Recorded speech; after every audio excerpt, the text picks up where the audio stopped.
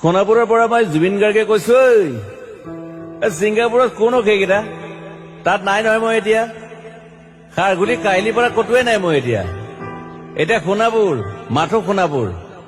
সোণাপুৰে মোৰ শেষ ঘৰ, শেষ মঞ্চ।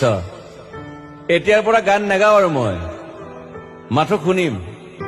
স্পেচিয়েলি মই নাইট ছুপাৰ কেইখনক কৈছো, উজনিলৈ অহা যোৱা কৰোতে সোণাপুৰৰ এই ঠাইখিনিতে মায়াবিনীটো ডাঙৰকৈ বজাবি। ৰৈ থাকিম উজাগৰি ৰাতিৰ বুকুত। মই আগতেও কৈছিলো আৰু এতিয়াও কৈছো, মোৰ কোনো জাতি নাই, মোৰ কোনো ধৰ্ম নাই। সৰু সজাত দেখুৱাই দিলো কোন হনে তাত ব্ৰাহ্মণ, কলিতা, আলী, ৰহমান, ডেকা, বড়ো, ৰাভা, পূজাৰী আৰু এইটো কি কয় নমাজ পঢ়াই যে মৌলবীও আহিছে সৰু সজালৈ।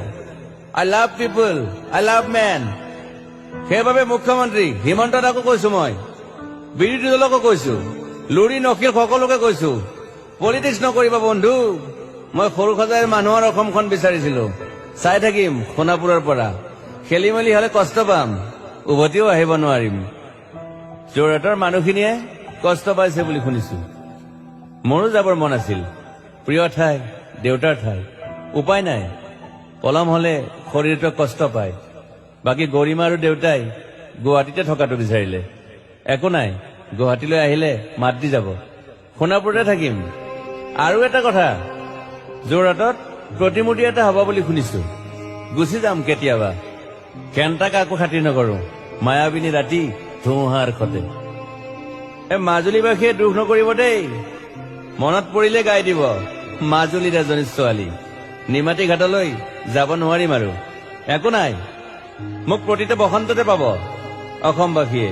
শৰতত গাইছো, বহাগত গাইছো, ৰদত গাইছো, বৰষুণত গাইছো।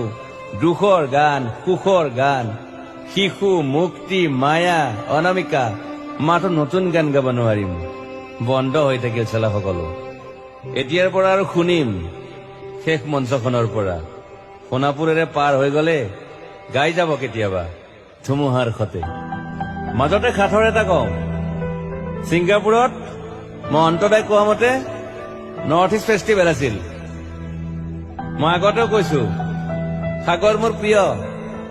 সিদ্ধাৰ্থ, শেখৰ, মই একেলগে সাগৰ গলো। পিছত গম পালো খেন্থা মই মৰি থাকিলো বুলি।